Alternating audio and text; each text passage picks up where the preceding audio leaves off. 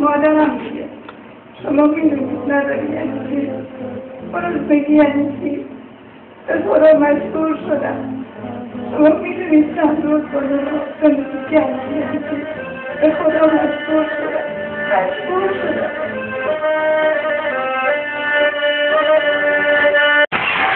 از دختر 10 ساله تو این کار کاسبه تا زن 50 ساله متأهل و مجرد نداره، فرقی نمی‌کنه. میان از میان فرق آدم شاید از خواستای خودش بتونه بهتره.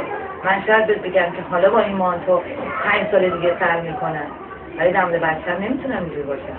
در مورد بچه‌م مجبورم خواستاشو برآوردم.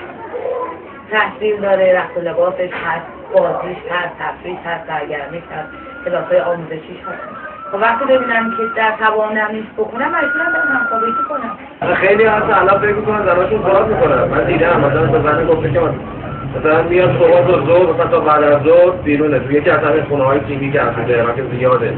الان مثلا بگم تو هر منطقه بالای 100 تا خونه‌ها هست. خیلی زیاد شده. مثلا اونجا هستش تا بعد از ظهر. بعد از اون میره خونه، پولش هم داره میره خونه، خرج زندگی بخاطر که نداره، شوهر نداره. مثلا این کمک خرج شوهر بشه، میگه رفتم کارمند شدم. اکثر کسایی که متأهلن، شوهر دارن، بچه دارن. حالا شوهر یا درآمدش پایینه، یا واسه شوهر من بی‌مسئولیته. نمیتونم این بار معاش بکنن، مجبورم برم خودفروشی کنم. من دارم دوستای خودم، شوهر دارم، بچه دارم، رفیق دارم. به خاطر فرق، برای که بچه تشنه. کسی به خاطر احتیاج نباشه هیچ‌وقت نمیره هر شب بغل یه نفر بخوابه. اگر واقعا به خاطر اشغال زندگی کردن باشه با یه نفر میمونه، با 100 نفر نمیره. پس به خاطر احتیاج جنسی و اینا نیست، به خاطر احتیاج مالی و فقر مادیه که میره این کارا رو میکنه هر شب.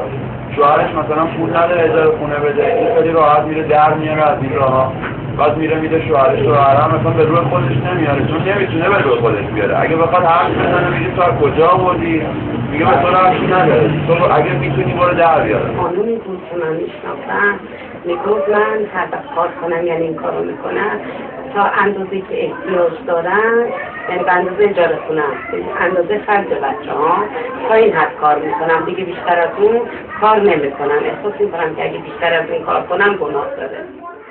خانومی متأهل بود، خدا گواهه.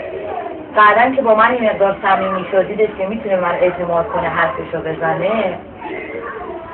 میگفت من یه بچه ناقص،